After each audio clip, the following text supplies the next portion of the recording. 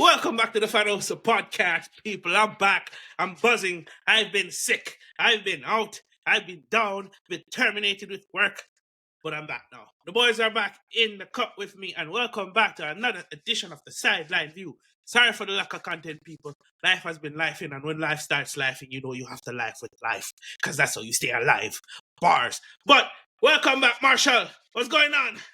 Big up, man. Been busy, been good, been sane, been happy to, get 3 points and be in top 4 again. Yeah. Feeling good. It is a good feeling to be in top 4 again. It's like we're in a title race or something. Yeah. Or a top 4 race. Wow. Yeah. Sorry, Yeah. I went back to October for a second. It's okay. It's okay. The protest worked. Robert, what's going on? Hey, what's going on, man? We're live.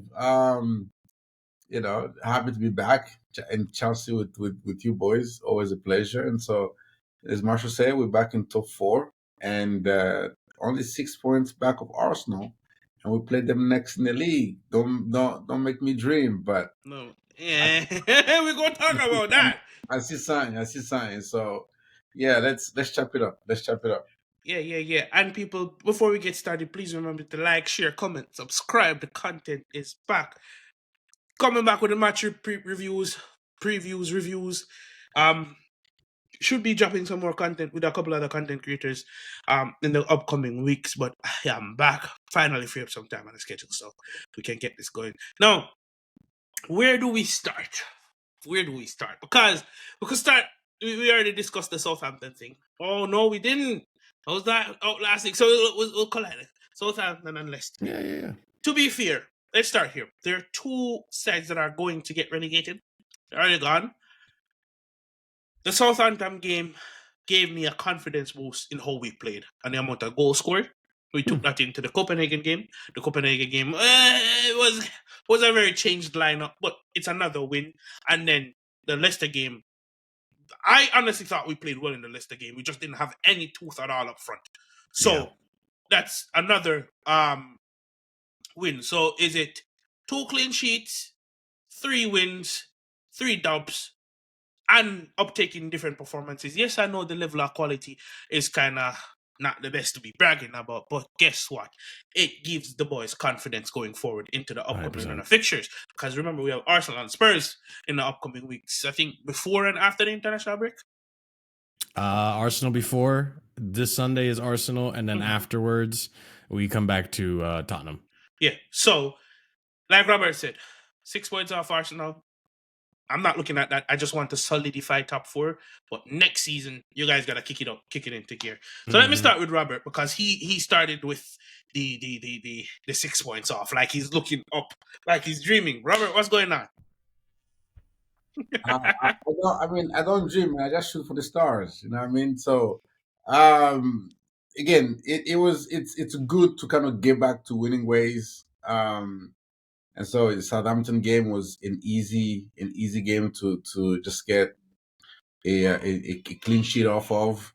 Then we play Copenhagen. I mean, I just wish maybe we would have kept another clean sheet in that game and then follow it with Leicester with another clean sheet.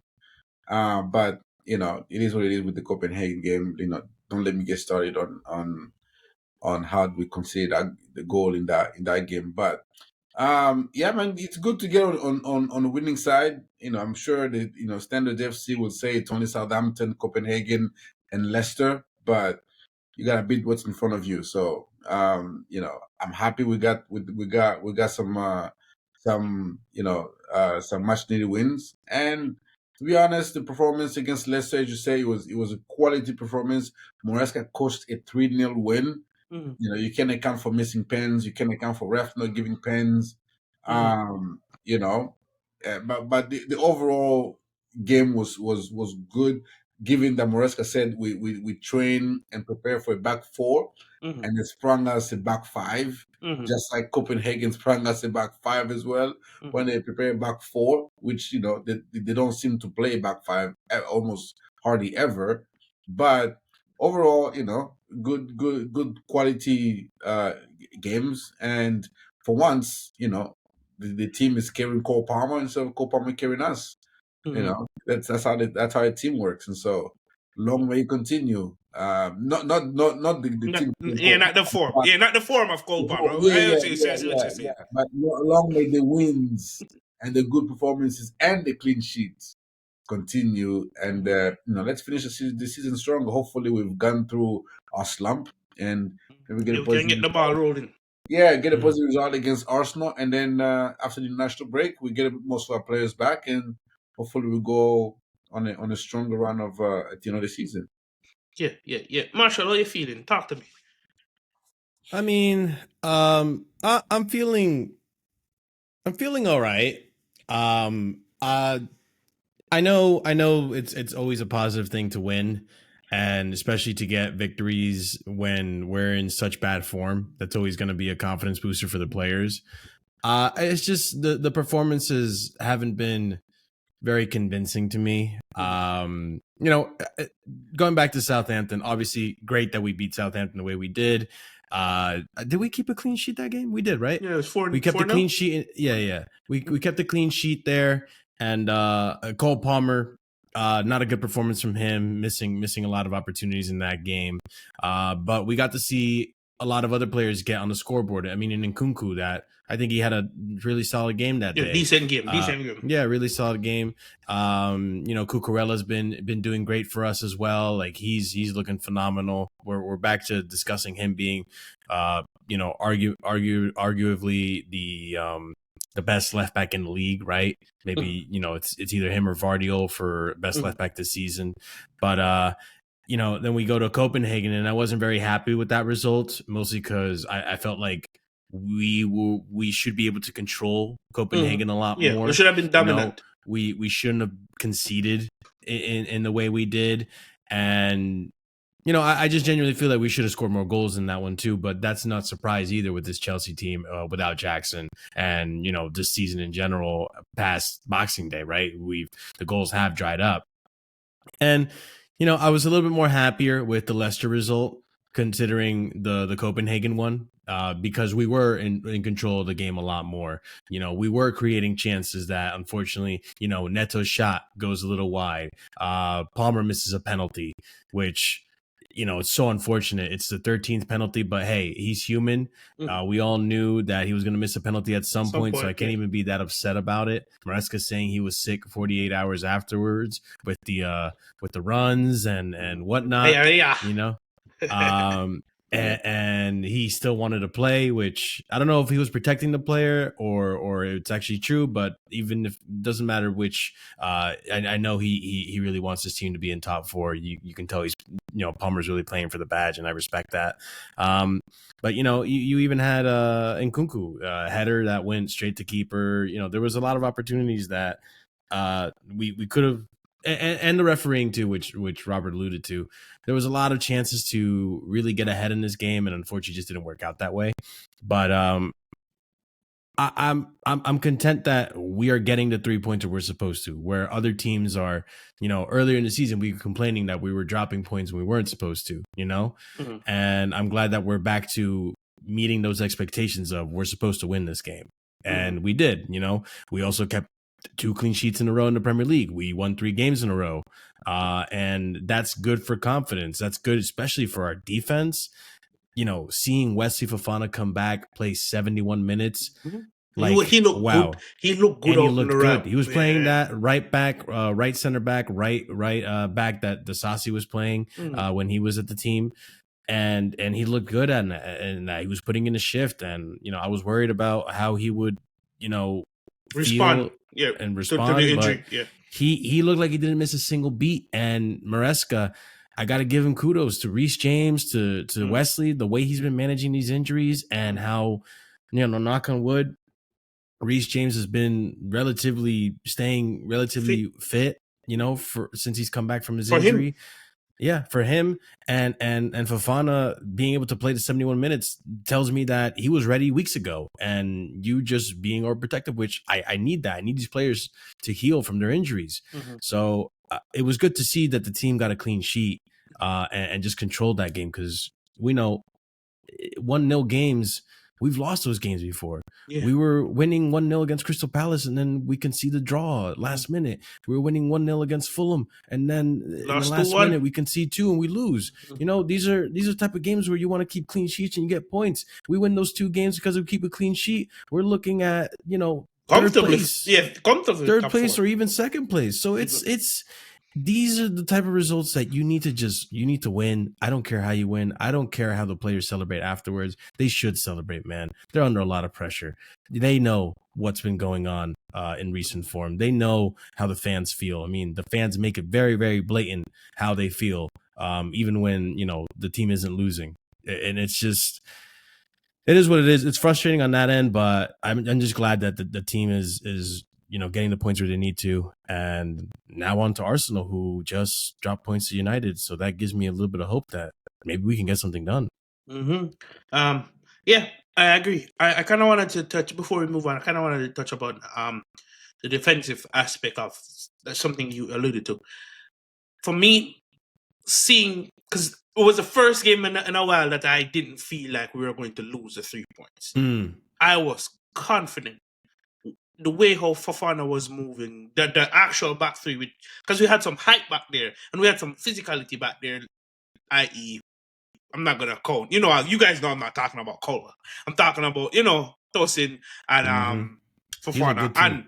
And to see Fofana's actual robustness, the thing that I was complaining, the erratic behavior that I was complaining about in the past, actually coming to help out in this game, because you don't know, you can't necessarily predict where Fofana is going to be. I think that's a plus. You know, I'm seeing him taking the ball and driving up the field. I'm seeing when Colville goes up and is in the left wing position. When you look behind him, there's actual coverage for him. Tosin is marshalling that back line. Kukurea is stepping in. And to see a performance like that, Enzo ran the game for me. For me, Enzo Fernandez ran the game for me. And then the only thing I'm saying is, we're missing lethal shooters up front. Even if they're not lethal, but we're missing people that's going to actually say, shoot, i.e. Jackson, Madueke, Gui, you know, those people that actually wants to take shot and go. We're missing some form of, you know, teeth up front. And apart from that, I don't have a single issue with the performance. Guys saw out a clean sheet, they managed the game. Leicester didn't really get a snuff, and at this point, I'm positive going forward. The only thing is, I need to see who's back in terms of up front when we go against Arsenal before I can start believing we could get 3 points. The only thing that really gives me hope that we can get a draw and maybe even better, Arsenal doesn't have a striker either. And big boy Lavia is back. I don't know if you guys noticed, but my guy was on the bench. So, and Reece James was rested because he was feeling ill. So if we have Reece James, Fofana, Lavia, I'm feeling positive, guys. I'm not gonna lie. I'm feeling positive. What are you saying, Robert? Because I see your face. No, it's good to see the positivity come back a little bit. And when I was saying in January that, you know, we just need our players to be back, you know, the whole, we need to go out on the market and get a midfield cover or whatever the case may be. And it was just like, guys, we got some injuries. Wait on our players to be back, and we'll be just fine. There's nothing to panic over. There's no, look at what Man City are doing. We should be doing the same thing and all that stuff. And the overarching point is we're getting our players back. West Fofana is back. It's a plus. Lavia is back. It's a plus. You know, after the national break, Nani and Jackson and possibly Giyu are back, which is April a plus. 3rd. You're expected to come back April 3rd. Which is a plus. Badia Sheila is back. He's back too. Yeah, and he played well. He played well when he played against Copenhagen. All up, you know, most of our squad now we look. Oh, we got a little bit of squad depth again because most of our players are come back, and now we go. We bought Amugu. Wait, we ain't got no room to play Amugu. You know, true. And so, you know, it gives me a little bit of optimism. I'm always optimistic anyway, so I just hide my optimism that going into that push after the international break, even though our fixtures are not the kindest, but we are playing teams that don't sit back like the ones we've been playing recently, and we're gonna have most of our weapons back fit, and that just bodes well for our push towards top four. Mm. In my case, I'm top three is what I think we're gonna achieve this season. Call me crazy, but that is what I've been saying since last summer, that we're gonna finish in the top three, second or third. But I'm not worried. The Arsenal game doesn't scare me. Arsenal, the defense is good. They can score. Look at the last three games. I think they were 0-0 against Everton. They lost 1-0 against West Ham, and then was it a what's this most recent game that they just had? Was it a 1-1 against United? Yeah. So they are struggling to score goals. Mm-hmm. Granted, the defense is stronger than ours, but they I don't, they mean, don't they don't put the fear of God in my sail. And going to the Emirates, they're gonna try and play ball with us, and that's exactly the type of team that we like to come up against. yeah, because I'm expecting Neto and Sancho with more space to do more, and Kunku to do more, Right. and Cole Palmer to he will have the squad to kind of support him and help him. So maybe who knows if the real Palmer stands up, like the real Slim Shady, if the real Palmer stands up, and we get a hat trick, and I could go into the international break bragging on Arsenal, saying, "Hey, buddy, look Hey, over your shoulder, I 3 know points behind." we'll be 3 points behind Arsenal, and we'll be looking at them like, hey, Can you imagine if we did have a rough patch, bro? yeah, It would be torture for them, yeah, So Yeah. yeah. for me, the optimism is back, and it's mostly because of the performances that I saw. I need to underline that fact. It's not because we won, but the performances that I saw, controlled, players back, and it can only go uphill from here. Now, transitioning, I'll ask you guys at the end of the episode what we're thinking for the performance and for the result in terms of Arsenal. But I'll start with you when it comes down to this, Marshall. What are we looking for in terms of expectations for Enzo Maresca? Because there's a lot of discourse on the timeline of the way how he's speaking now and the way how he's talking about the player's illness. I've seen a lot of people fighting against. Why are you telling the media this? Why do you think he's just being transparent or trying to be transparent and clear, or do you think it's a step too far?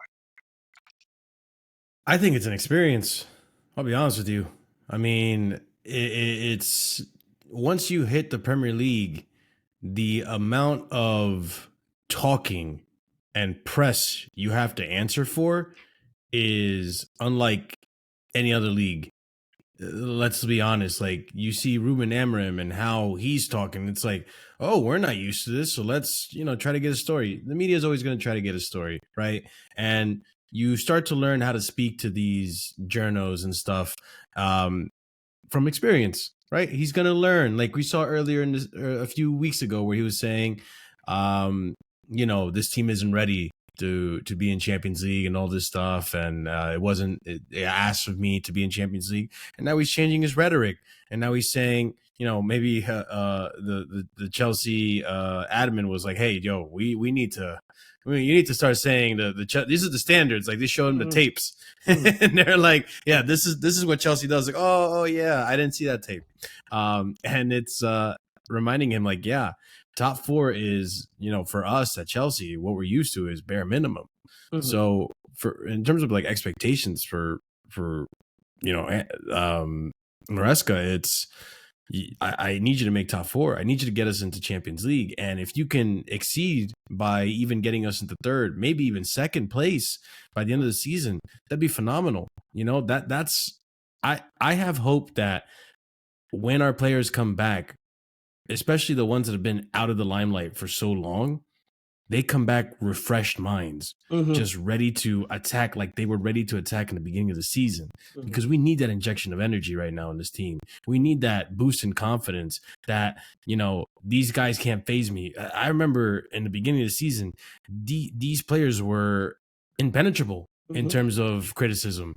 Like nothing phased them, nothing got to them. The world was at their feet, bro, and anything was looking possible. At their feet. Yep. And now we're seeing that everything's getting to them. We're seeing, and listen, I don't care because I think it's deserved to an extent, but we're seeing players shushing our own fans and all that stuff.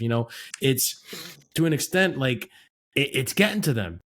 And that's, the experience comes into that and all that stuff, but that's a whole different discussion. But I do feel that Enzo is doing a good job. He's doing the best of what he can with the experience that he has. I think next season he learned a lot from this season. That next season he's going to improve off of that, even with the way he speaks to the journalists and what he expects from the fan base, and that's a big one, right? Like it's it's very difficult with our fan base because we're very and football fans in general, right? But Chelsea fans are a special breed. We're very fickle in terms of our fan base. 1 second we'll be singing "Oh Enzo for Maresca," yeah, and then next thing you know, we're saying, "Oh, he's a championship manager." Yeah, get that ball front out back up. And at the same time, we're propping up, Coventry for doing 9 out of 10, which is great for Lampard. Respect Lampard and what he's doing, but you can't have one for one person, then not for the other. They're both championship managers. Double standard, bro. It's a double standard thing, and for me, it's an experience. He's gonna learn how to cater to the fan base, but at the same time be honest and truthful, because the transparency is what I liked a lot about Maresca early in the season, and to an extent, it kind of did bite him in the ass a bit, but. It's gonna be something he learns to improve and communicate what he should communicate, what not everything, Yeah, and I agree with everything you said. I still support Enzo Maresca. Criticism is going to come when it's deserved. Yeah. Like, we're on a losing run. You have to criticize. We've sat here and criticized him multiple times. Yeah. So I understand that aspect of it. So, and the fact that I've seen him actually make changes to try and get results.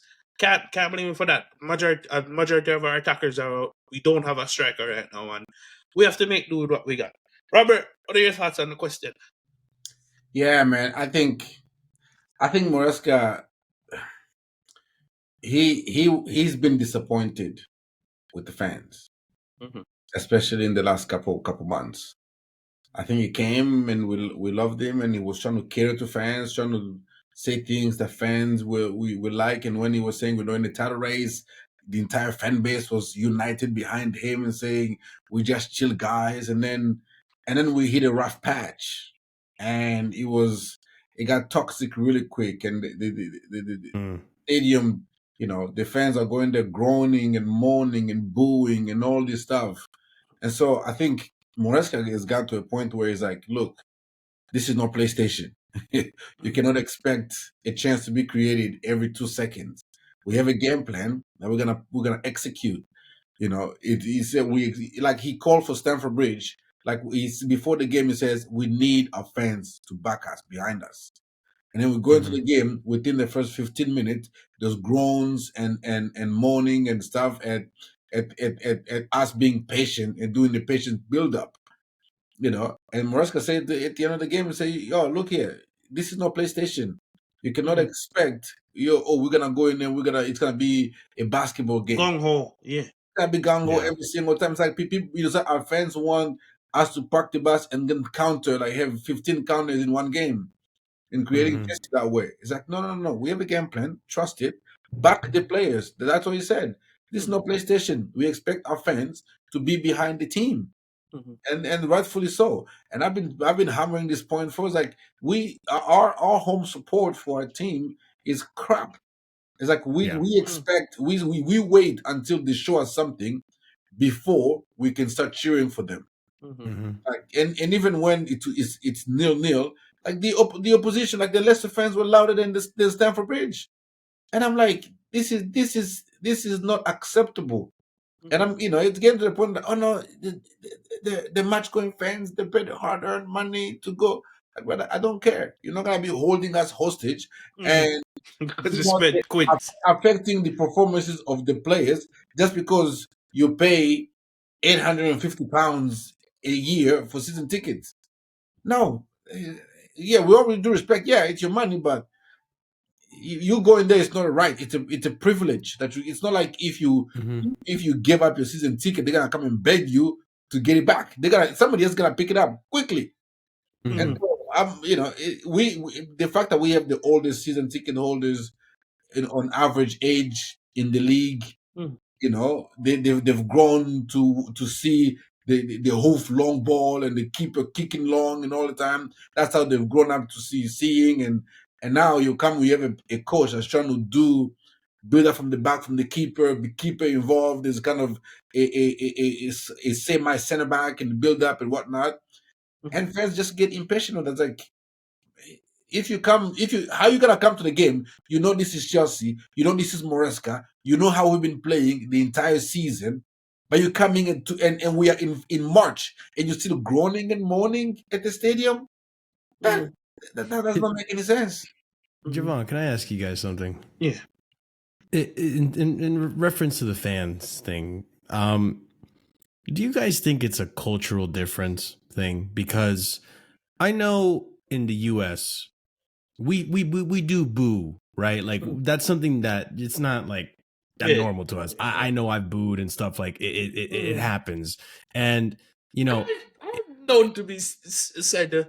I've heard people and myself say some things worse than booing, but yeah, exactly. Yeah, no, I get that, and sometimes in certain scenarios, like I get it. Like I'm not saying we can't express our frustrations as fans. I don't like to do it, especially against our own team, but I understand why some people do it in certain circumstances. Like after that defeat against Millwall last season, when we were in horrible form under Poch as well, and we lost that Millwall, when fans are booing, I get it, because we shouldn't be losing against Millwall. That was a non-negotiable. Right? Like that was one of those, like, okay, I understand why you're booing, because that is absolutely unacceptable by any means. I know the performances that we had against Leicester wasn't like up to standard, right? But we still won, and we weren't losing at that point. So that, for me, when you boo, then I have an issue with that. The reason I asked this, right, because while Robert was talking, I was starting to think in my head. I remember when Enzo first came to this club during the preseason, and I went to one of the actually no, I didn't go to this year. I went the Pochettino year. Yeah, the one in Philly. I never recalled at any point Enzo Fernandez looking, or not Enzo Fernandez. I keep saying Enzo Fernandez for some reason. My brain's working today. Sorry, guys. Bear with the bald Enzo, bro. The bald Enzo. Maresca, right? Like I never recalled Maresca at any point looking at the crowd going, right? But the moment we have our first game at the Bridge, Maresca finally he reacts that way. But throughout the whole entire preseason, when it was in the US and we were crap, we weren't good in preseason. At no point were Chelsea fans that disappointed at Maresca. And we were just as frustrated as the match-going fans with the performances last season from Poch. It carried over. A lot of us fans weren't sure about what Maresca was going to do, because he is a championship manager. And let's be honest, guys, the prices that they're paying for tickets now, here in the US, we've been paying for those tickets. We were paying just as much to see Chelsea the few times that we get to see Chelsea here at the stadium. In preseason. Clock it. It's preseason. So it's not competitive. You're not seeing the star players. You're seeing rotational players. And even if you do see the star players, they're like 20-minute cameos.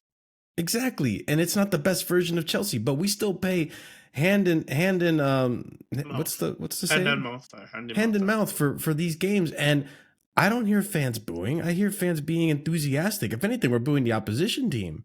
And it to me, that moment right there when Robert was saying that made me think about that. It's like, is it a cultural thing? Yeah. Listen. Go ahead, Robert. No, no, because we're the only fan base that does this. It's not a cultural thing. Because if it was a cultural thing, Man City's fans would have been doing it when Pep was coming in. If it was a cultural thing, then I think Brighton fans would have been doing it under De Zerbi. If it was a cultural thing, then there's a lot of teams that would have been doing it. Like if you had Man United, when you go to when you watch an Old Trafford game, you ever heard bar maybe the Xerxes? Yeah, the Xerxes situation was the only time. Yeah, they're crap, and they still support the team. Spurs, they're crap. But you don't hear the moaning and groaning, even if they Yeah. don't. They'll walk out before they moan and groan. That's what I'm saying. It's not a cultural thing. And even if it was a cultural thing, like we pay, like I live in the Portland area. The season ticket for the basketball team here and the crap the Portland Trailblazers, $5,000 a season. You over there paying, yeah. Damn. You Ooh. you over there paying £850, 1,000. Say what? That's what people say. I'm a season ticket holder. I'm not impressed because I'm you not pay, you pay, $800. you pay £1,000 a season to Mhm. watch Chelsea. You think I pay more to fly there to watch one game.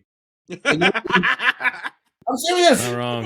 He's not not wrong. wrong though. I go to watch a game once a season, and I pay more to watch one game than you do your entire season ticket. And you want me to be impressed or to be see? Oh no, you're a season ticket holder. You are Yeah, I holding don't it feel down. bad.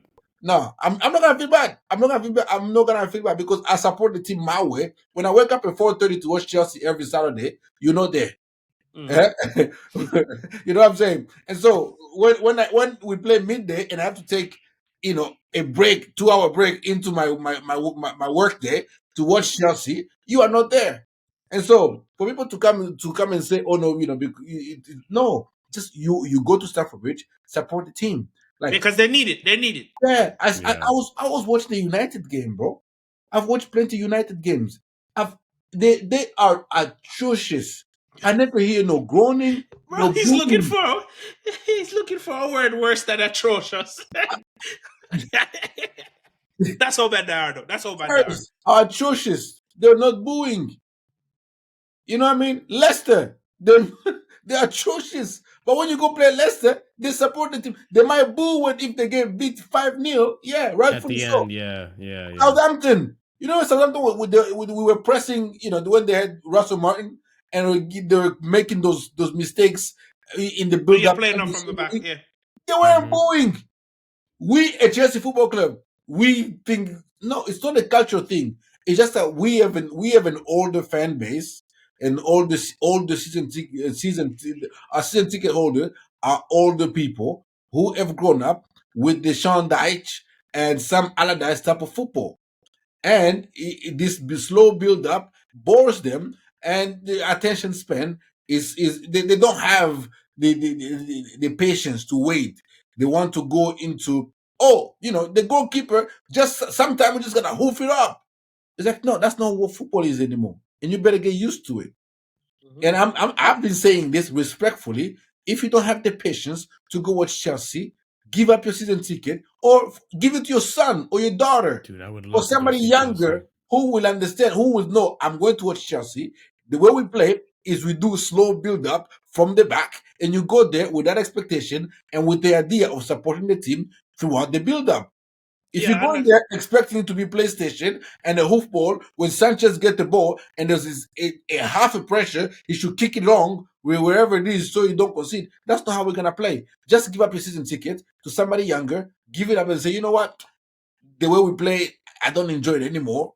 Yeah, give it somebody else will take it and they will go and enjoy and support the team with all due respect. I know It's how I'm getting like at the ridiculous at this point. stadiums when I see my club, like I'm obnoxiously supportive. Like I'm even when we're happy. losing. I'm Yeah. buzzing. I get I'm goosebumps. like, I'm like, come on, this is it. Mudrik. Come on. Like I am obnoxiously supportive, even if we're losing. Like I'm just happy to see the team play. And Yeah. even like now we're in bad form. I would love to watch a Chelsea game. I really would. Even Yeah. if we're in bad form. I don't care. Yeah, and I understand it's different for them because they're living, they're breathing. They don't understand our Yeah. perspective from the outside looking in. Mm. But yeah, you guys are right. You guys are right. You gotta support the team. Criticize after the fact, but support them while they're there. You understand? And Yeah. it reigns true because Robert said here on this podcast, I bet you when any of these guys score, the first thing they're going to do is shush the crowd. So said even Levi Colwell, bro. This man That scored a made me header. mad because it's Levi Colwell, but And he's I also shushing the got I crowd. understood it. I'm saying, you know what? I hear it. Because the frustration gets to build up, and when you take a look at it, they're young players, bro. So when they don't get the full package and support of the fans, then they're just gonna operate and react how they Yeah. what feels comfortable to them, Yeah. whether you deem it right or wrong. I've Yeah. never heard a player come out in an interview and say that they rather play away than at home. Like that was such a damning indictment of the fan base from Moises Caicedo point of view, and that's Moises Caicedo. And you cannot criticize his season. Yeah, no. If he's saying so, imagine those people that are imagine the players that are going through rough patches right now, are injured. Listen, it is what it is, and we have to do better as a fan base. We are the only fan base whose players, our players, if they're going through a bad patch or a rough moment in the game, our players cannot rely on us as fans to pick them up. Yeah, they Like, have to do it players themselves. have to encourage, like like if you're going to Everton, you're going to the Newcastle Stadium, you're going to Anfield, Mhm. and you see somebody pressing, and everybody's cheering, yay! A tackle, the entire stadium is up. A good pass, everybody is applauding. Any little thing, a good save, everybody's on cheering on their feet. Like it gives the players a little more energy to give even that little 5% more. We are the only fan base who we expect our players to pick themselves up. Like the manager, like we are groaning at our goalkeeper for doing what the manager commanded him to do. And the manager has to sit there every time they do that to applaud the play. Our manager is the one applauding our player for making a pass from the back, not us. We as a fan base are groaning at the player. The player does what the manager is asking them to do, and the manager is the one clapping the player. Like, how do we expect our players to give us his best? How do you expect Nkunku to give his best? Like, I'm not defending him, but why should he? You guys don't support us. If I have a bad game, you're just gonna cuss me out the entire time. If I'm having a good game, you're never gonna cheer me up. The only people that are gonna cheer me up is my teammate and maybe the coach. You fans, no. So why should I come here and bust my guts for you? You have some players like Enzo Fernandez who will do it God because It's just them. It's just in their Yeah. nature. that's just who they are. But some players need that love from the fans to get them going. Like imagine if Need an Nkunku arm was around their playing for shoulder. Liverpool, you don't think Nkunku will be pressing with everything behind him, pushing him to press. Like in Darwin Nunes is. Imagine if Darwin Nunes was a Chelsea player. We would be. Oh boy. Yes, Alvaro Morata 2.0. we will be booing Darwin Nunes every chance. Every time he misses a chance, Liverpool fans don't even do For that. fun. Liverpool, Yeah, Liverpool fans he don't do missed a that. chance. Nunes, and he goes again, and again. Yeah. That's what it is, bro. But we got a fan base where we abuse players, and then players quickly feel like, yeah, I want to be like those fringe players. Those fringe players like the Disassis and the Joao Felixes, and now it's getting to Gustos and the players like that. They be like, unless I'm a first teamer, this fan base, bro, they don't care about you. So go somewhere where you feel appreciated. And even if it might be a lesser club, but at least you feel appreciated and you enjoy your career more. Not the Chelsea.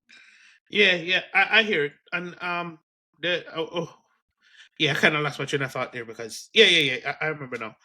Yeah, if that's the case, we just have to do better as a fan base. You can have your criticism after the fact. You can have your criticism before, but on the day, you have to support the boys because we want to win. Ultimately, we all want the same thing. We want to take home the 3 points.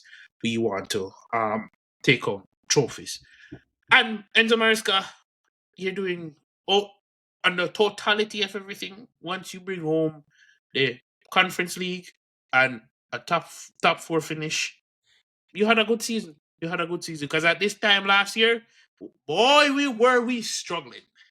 Boy, were we We were fighting Can for say our that lives? again. 10 for 12. Yes, yes, sir. People were mid club, mid six, right? So Those were the days. those are not the days. We're not doing Those are that. not the Those days. are not the But days. you gotta go to the struggle to appreciate success, man.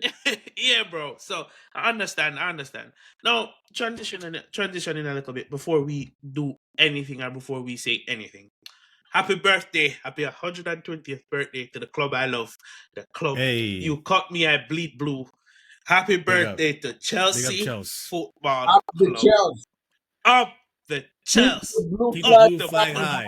bro. Yeah. Yeah, keep the blue flag flying high. And as a fan, I feel blessed. I feel lucky. And I'm being genuine here to support this club. I'm glad I wasn't a supporter of Spurs, a West Ham, a United, a Arsenal. No, I wouldn't trade my club for anything. I get frustrated, I get Nope. angry, I get pissed off. But Yeah. I wouldn't trade supporting Chelsea for anything. And Oh, no. side note, happy birthday to Noni Madueke. Happy 23rd birthday. Hey. Oh, it's You not know, his Happy birthday. birthday, Nani. I yeah, didn't know that. yeah, legend in the making, hopefully. Say what you will. Whether it's a legend here or elsewhere, legend in the Javon making. never escaping the allegations. Bro, why can't I tell a player? Oh my god! There's so many birthdays that pass, and you just happen to mention Nani's birthday. Not Because escaping the allegations. Today, I saw today. And I think it's Ian Mattson's birthday as well, if I'm not mistaken. Happy birthday to the ones, Charles, that Matson? left. Right, Yeah. that's who cares? He used to play for us, bro. Trying to see a face here. But yeah, moving on. All right, so let's transition into what we can look forward for coming up. What is 6 points off second? Nottingham Forest kind of going through a little rough patch with games right now. We still have the return leg of, and I'm gonna skip past Arsenal and Tottenham here. Now I'm thinking about the return leg for Ipswich, Everton, Fulham, not Crystal Palace because we did the return leg for Crystal Palace. Those games there, I want all 3 points. Yeah. Especially against Ipswich, because they ain't looking good for Ipswich, boys. What are we saying? Where are my direct question is, where do you see us picking up our points to solidify the top 4 spot? With the players coming back. Supposedly, Nani's coming back. We got Lavia possibly available for Arsenal. Jackson, please, Jackson. Please. The goal scoring Jackson.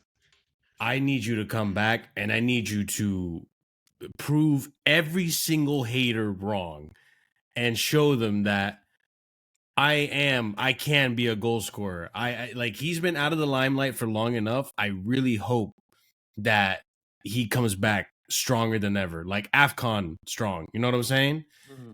Giyu's supposed to be back as well. We're getting a lot of players back after international break, and I'm hoping that we can actually make a charge. Like, our most of our team is going to be back from injury, and so, and fingers crossed that nothing happens during international break as well. But with that being said, I'm hoping that we can go back to the form we were in the beginning of the season, where we were beating the teams we were expected to beat. Yeah. And we were coming into the teams that the top 6 teams thinking like, yo, we might be able to win. I want to be able to say that again. Yeah. I want to be able to think that again. I want to go up against Liverpool and think like, yo, we might be able to make them drop points, because they're a team that's coming up, and I want to be able to have a different mindset against them. I want to fix the errors that we made early in the season. I want to see how Maresca adapts to the errors he made early in the season. I want to see him change it up a bit. I want you to not be stubborn, Maresca. Yeah. Because we have accused Maresca of being stubborn a lot this season, right? And we've seen West Ham cause Arsenal to drop points. We've seen Nottingham Forest it was Nottingham Forest, right? This last 3 games that Arsenal dropped points, I think it was Nottingham Forest. We've seen Everton, United drop points. We've seen these players. We've seen these teams that have less quality than us figure out a way to pick apart Arsenal. And you know what? I'll say this as well. I feel a lot more confident going into Arsenal now after what Nuno Espirito Santo said out in this. You guys see that, the post-match interview with when they asked him like, why'd you pay with you played 5 at the back of the previous game, why'd you do 4? Oh, because I didn't think it was necessary. They don't have a striker. I want Maresca to say the same thing. I want Maresca to do the same thing, and I think it does benefit us because we do overload the midfield. We need to do the same thing. I'm not worried about Tottenham. Tottenham is Tottenham, right? They're still dropping points. I need us to pick up points against Bournemouth. We need to run it back against Ipswich. Yeah. Run it back. Yeah, run. Let me get that. All right. Let's do that fade again. What man? We did. All right. You auditioned the lap? Okay. It's fine. You're coming to Chelsea next season, probably. All right? Sit this one down. We get it. Down. Sit We sit get down it. or get put down. Yeah. We get it. Mm. But I need us to redeem ourselves with all the mistakes that happened early in the season, with the players and the mentality. I need you guys to be top. As Enzo Maresca would say, top. Okay? Going into this, and I need to pick up as many points as possible. And with the big 6 teams, give me a good game. Give me a good game, and we'll see. For me, if we genuinely go out there and play ball against Arsenal and somehow pick up 3 points, I think that could define our top 4 finish. I think that'll win back so many much. fans. I think our switch get flipped. Screw the fans for a minute. I think the switch get flipped for the players. The switch gets flipped for the manager. 100%. Because then just beat Arsenal, Spurs. I take every Spurs game seriously because if we lose, I'm gonna crash out. I'm gonna crash out like a crash dummy, right? And then the United game for me. You guys know me. The United game is a non-negotiable. Listen. Yes. Listen. We could be relegation form. We have to beat United at home. So the United game. Either. I'm going to that game. You're going to that, Robert. Are you? Robert, listen to me. May I tell you this now? I can't. Videos. I understand. I can't do that. I can't play. No, bro. I want videos of these men crying when we win. It's a non-negotiable. Even Poch won at home. Even Poch. I better not see you boo. I better not see you boo, Robert. No, yeah, I'm gonna boo Bruno Fernandes. Yeah. I'll do that. Don't get caught out of context, though. Every time Onana touches the ball, yeah, definitely. Oh, I'm so excited for you, man. That's awesome. Definitely. Well, yeah, Robert, the question goes to you. What are some of the games that are your non-negotiable and games you expect to pick up points? You see, I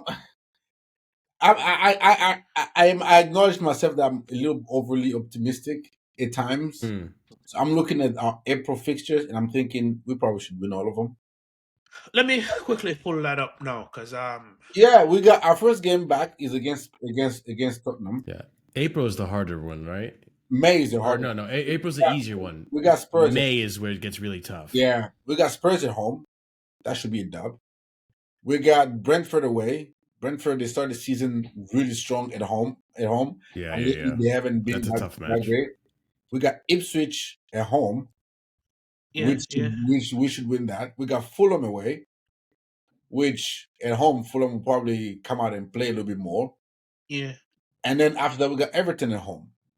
Yeah, so we got 3 home games against Spurs, Ipswich, and Everton. I'm hoping we win those 3. Brentford. And it could be iffy. That's an iffy one. We could say that's iffy one. But Fulham, I'm expecting 3 points against Fulham. Brentford and Fulham. I'm expecting at the very minimum 4 points out of those 2. So a win and a draw. It might be Fulham we beat and then draw against Brentford, or we beat Brentford and draw. Actually, I would rather prefer we beat Brentford and draw against Fulham. That way, you've built a little bit of momentum. You've gotten at least 3 wins in the bounce, and then you can afford to draw the Fulham game. And then win Everton, and then we'll go into May with Liverpool, Newcastle, United, and Forest. Yeah. But I'm just hoping. I'm hoping like we win against Arsenal, and then after the Arsenal game, April, bro, I'm with our players coming back. Honestly, 4 wins and one draw. If we up to it, Cole Palmer is back to his form after the national break. Jackson is back and all that, bro. It wouldn't shock me one bit if we run up the table. Yeah, and I agree with that. Looking at the upcoming fixtures now and having the plot in my head, I wouldn't even mind a draw against Arsenal. No, I wouldn't mind. Given the players that are coming back in April, I wouldn't mind a draw. and we get out of here. Nice, calm international break, and then we come back and then kick it in the high gear. But Robert mentioned something, and it's a good to transition into this last topic. The form of one Cole Palmer. Mr. Palmer is running Mm. very not so cold lately. I was gonna say warm, but that sounded Lukewarm. sus. Lukewarm. Yeah, that sounded sus. But yeah, he's running very warm. What do you guys make of his form? Do you think it's on him directly, or it's cause and effect of the team's poor performance? Go for it, Robert. Well, this was always my worry at the beginning of the season with Cole Palmer, is that he had such an amazing season and he put up exceptional numbers, that he was gonna be under pressure to replicate those numbers this season. Obviously, he started the season off strong, and he's got 14 goals and 6 assists. He hasn't had a GA in about 9 games or something, or hasn't scored in 9 games. I don't know if he's assisted, but my overall worry with Cole Palmer, it's not his game. I don't think it's on the manager. I just think he's hunting GA. I don't, he's not settling. He's not playing the Cole Palmer game, like simple flicks, pass here and there. Just keep it fluid. Yeah, It seems like he will be in the box, and all he's be hunting for is a shot on target rather than play a when there's pass. a pass, there's a clear Yeah, pass. thread the needle. Oh, what Cole Palmer was, maybe he misses Jackson. He just doesn't have. He misses Noni. He doesn't have the same chemistry with other players as he does with Jackson and Noni, and think he doesn't have. Obviously, you can see it with Nkunku. He doesn't have the same, chemistry and relationship like that. But I think with him, in the last few games I've seen, I think he's hunting for GA a little bit too much. That he's pressing to score too much. That he gets in his head. If he misses the first chance, that's a wrap. He's gonna struggle because he's gonna fight. Look for a second, the third, the fourth chance, and he's just not gonna play as freely as he usually does play. And that has been my worry from the beginning of the season, that Cole Palmer is gonna get to a point where GA is gonna dry up a little bit. And now, can you continue to play freely the non-GA effective game that you played a time last season? And this season it's proven that, like we beat Southampton 4-0. He didn't score, and he goes on Instagram and says, "I'll be back." It's like, I don't want I will. I want we won, great effort by the team. We keep on going. I don't want to hear I will be back. We'll be back. Yeah, Yeah, because you make it a bit personal, yeah, and because it becomes, as if we won 4-0, but I don't really consider it a win because I didn't get on the score sheet. And I don't like to I don't rate the mentality that it is, if we win, it has to be because of me and because of a score or assisted. And I think he needs to get out of his head and just keep it simple. Play, trust other players who score, and you will just contribute in other ways. And the simpler you keep your game, the more chances you're gonna get, you're gonna have, and the better, the more free you're gonna play. But I just think he's hunting GA a little too much, and it is handicapped his game. It has nothing to do with Maresca. It has nothing to do with him being in different position or whatever the case may be. I just think the pressure of living up to a 20 goals, and was it 10 or 15 or 15 GA last season. I think he's trying to not to live to be seen as a one season wonder, yeah, and and that's getting to him slowly. yeah, it came to him. He missed, these penalties, not putting him in the corner anymore. And just think, just playing in his head a little too much, and so you just need to play freely and stop hunting GA and just play a free game, man. Just like Yeah, you were playing last season at the beginning of the season. Play free. Stop hunting GA, because it's and affecting the game. Yeah, I get what you're saying. and that's a downfall of social media. It's like, oh, well, I didn't watch the game. Let me just see the stats. You see, Palmer took 1 goal and 2 assists. Like, oh, Palmer must have been good. When in fact, he could have had 1 goal and 2 assists and it was crap. Yep, But true. it's a GA day and age, so he's gonna hunt GA. Mhm. And the more he hunts GA, the worse off he looks. Like every game, the more he hunts the goals and the assists, the worse off he looks. Yep, yep. That, I hear you. Marshall, what are your thoughts on Palmer's recent form?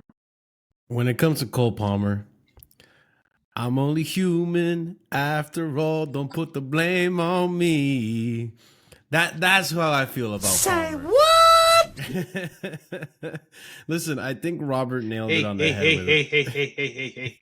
You suck. Never do that again. No singing for you. With Palmer though, like I think Robert nailed it on the head, and I think this run of form for Palmer, I think, has been a very humbling one, and it goes to show that there are chinks in the armor. It goes to show, and it reminds us that he is still young. He is still inexperienced. There is still a lot for this player, for him to do in his career before he can be consistently that player that we saw last season.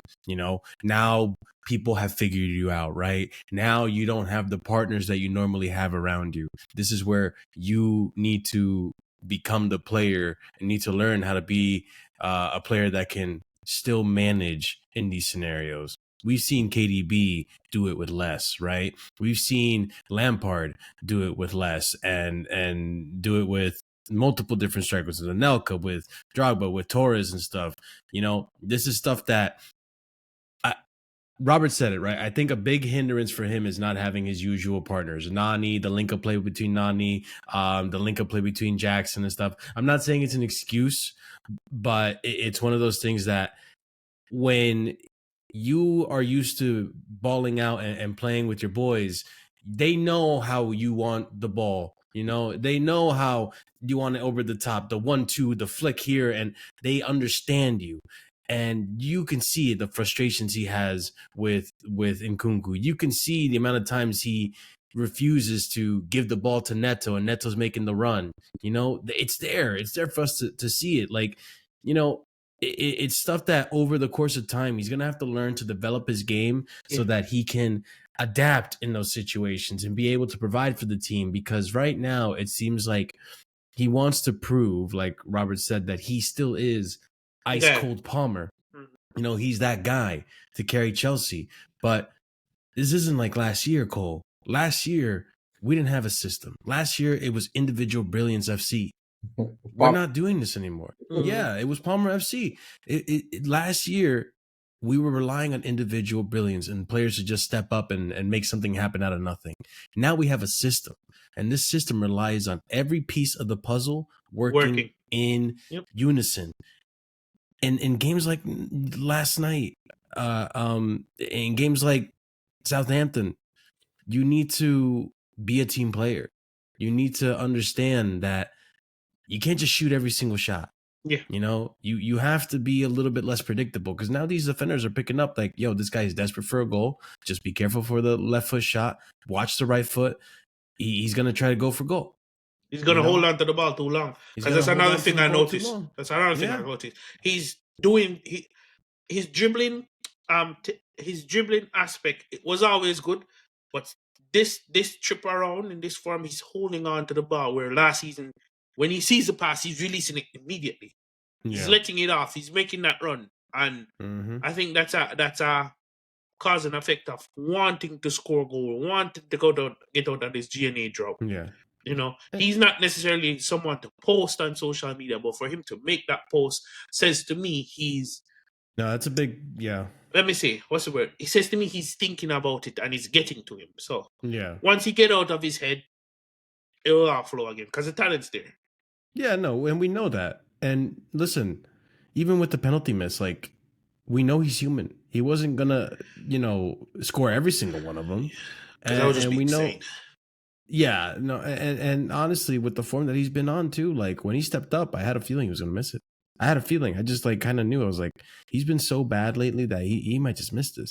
And this might be a hot take, but I wish we could bench him. I wish we had the tools to be able to bench him, bro. Take a mental break, put on a João Felix or whatever. Let's try to figure out something listen, I know he's not the solution, but like, let's try to do something so that you can find yourself again and come back and really see the error in your ways and just go back to being Cole. All right, you don't have to be the guy anymore. You can be one of the to be guys. new, yeah. Yeah, just be you and don't think about the GNA. Even Maresca after that game said it's normal. It's normal to miss opportunities. You know, after the Southampton game, he said it's normal. He's beating himself up about it. He's young. It's gonna happen when you're young, you know. So I think once he gets that experience under his belt after the season, for a lot of these players and for Maresca, like I said earlier, it's a really big learning experience for these players, and I think next season will be a lot more consistent. I really feel that way. Yeah, most definitely. And like I said, if we had a striker, then maybe you could take Cole, put Nkunku in the 10 position for like the Leicester and Southampton game. Yeah, You could have probably given him a do what you break did there. for Sanchez. Yeah. Do what you did for Sanchez. You know. You know, I want Maresca to talk about Sanchez. He tried against Leicester, to be fair. Yeah, he did. He took Cole out. Yeah. Breton, was it Tyreek George? Yeah, he took him off. So. He substituted him early. So yeah. I think Maresca is thinking about that as well. But did listen, you guys play him for Copenhagen just real quick? No, I'm not playing him for the return leg. Yeah, no, I mean, I would play him just, and this again, this is me. I see these things and I think kind of a little bit down the line, and this was my worry at the beginning of the season, and it just been shown. My worry again for Cole Palmer is if Esteval comes and bombs it and takes over as the guy for us at the team, how are you gonna adjust mentally? Are you gonna get even more selfish and be like, I'm gonna try and outdo and out GA Esteval, or are you gonna still play within the team and say, oh, he's shining. If he's shining, it means I'm shining. It means we all shining. And so that's this kind of stretch kind of shows me a little bit of his mentality where he is not as he's a team player, but he's a team player as long as the success comes from him as a primary guy. And again, the hunting of the GA thing is he's holding you to the ball, and he will get a pass. The first thing is how do I dribble to get a shot off?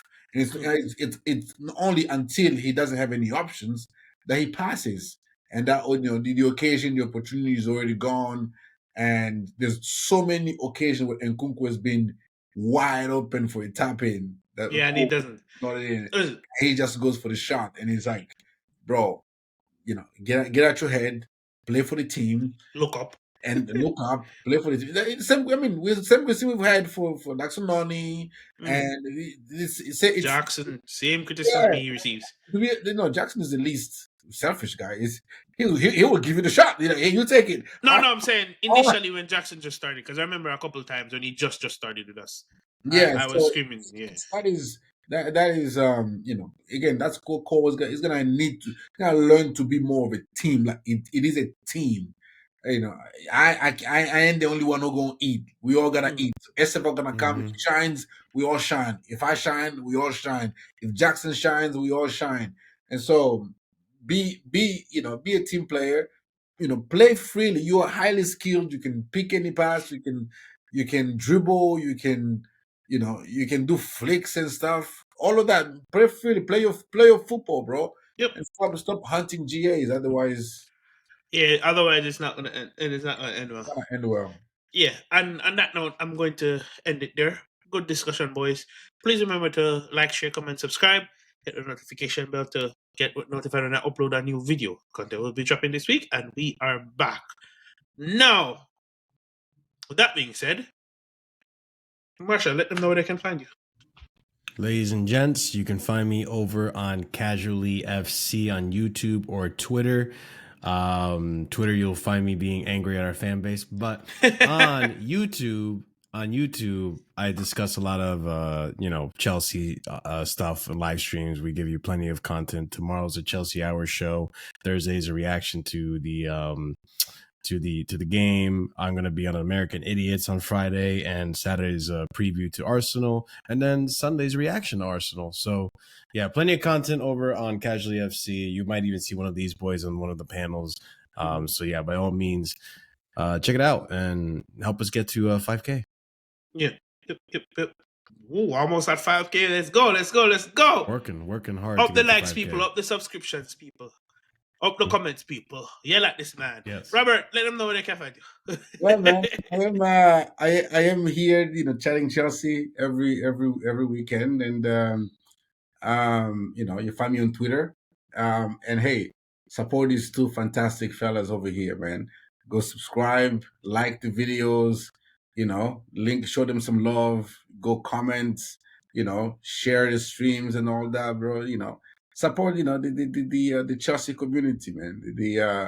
The more love we get, the more love we share. So Exactly. the Chelsea. Most definitely. Up the Chelsea, people. And again, like, share, comment, subscribe. But God bless.